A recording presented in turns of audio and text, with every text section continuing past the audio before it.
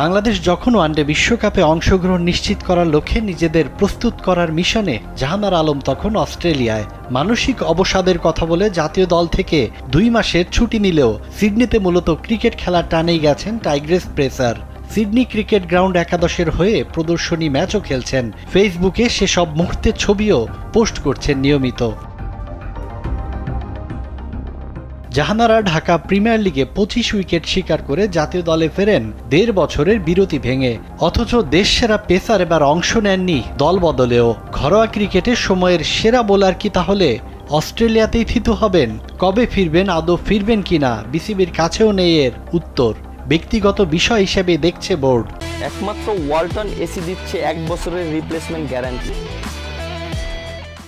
বাংলাদেশ নারী দলের পেস আক্রমণ এখনও শক্ত ভিত্তির ওপর দাঁড়াতে পারেনি।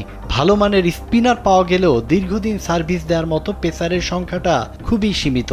জাহানারার মতো ফিটনেস ফ্রিক খেলোয়াড়ও হাতে গোনা। পেসারদের মধ্যে মারুফা আক্তার, ফারিহা ইসলাম তৃষ্ণা, সুরায়া আজমিন, ছন্দা, দিশা বিশ্বাসদের মধ্যে একমাত্র মারুফাই নিয়মিত খেলছেন জাতীয় দলে।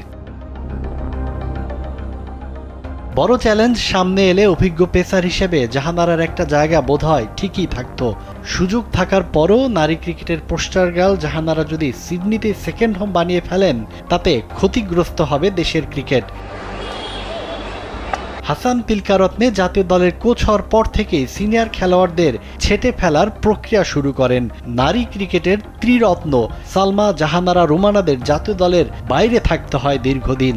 যদিও ডিপিএলে দুর্দান্ত খেলে জাহানারা, রুমানা আবার জায়গা করে নেন জাতীয় দলে, তবে তা অল্প দিনের জন্য। সামনে আবার নিয়মিত হতে পারবেন কিনা এই অনিশ্চয়তা থেকেই কি জাহানারার এমন কঠিন সিদ্ধান্ত? সাজ্জাদ খান, কালবেলা।